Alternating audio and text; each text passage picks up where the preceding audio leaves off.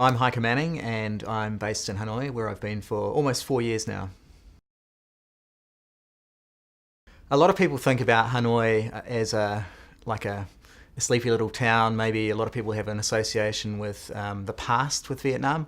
But what we're seeing in Hanoi now is just how quickly it's changing. And so one example of that is the fact that Hanoi has the tallest building in Indochina, actually, and the landscape and the cityscape that's emerging now is kind of like a mini Pudong that everyone associates with China, so it's changing very, very quickly.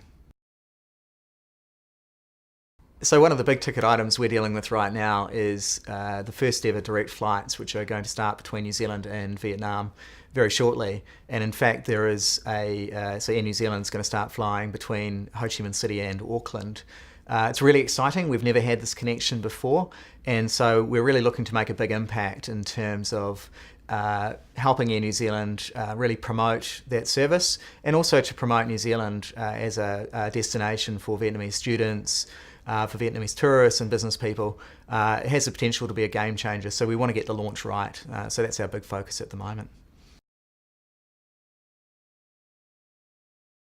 I think in terms of New Zealand and New Zealanders, we are really good at creative thinking and sort of problem solving.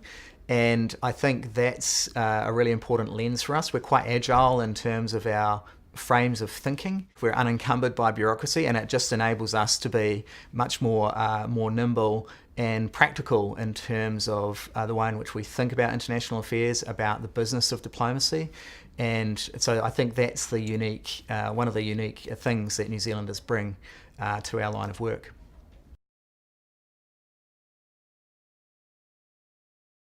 Thinking really hard about how we can better leverage our constituencies. And what I mean by that is we have this very large cohort of people who come here from all around the world to study, and by and large they have a great experience. So we've now got hundreds of thousands probably of students who have studied here and gone back to their home countries. And I think we haven't yet quite captured all the value of that in terms of helping them become a voice for New Zealand in terms of our interests. So that whole, for want of a better term, alumni piece is a really important thing that I think we could focus on. Another area that I think we should be focusing on much more, certainly as a ministry, is the way in which we're communicating to the outside world and communicating to our stakeholders.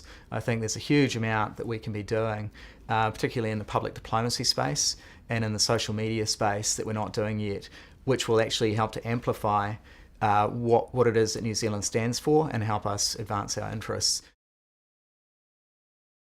One thing I did recently was I ran my first ever, I was involved in my first ever Ironman in Vietnam, which was quite a trial, almost a trial by fire actually, because I was running a half marathon in 40-degree heat, about 90% humidity. So I had two goals, one which was to finish, and the second one which was not to die.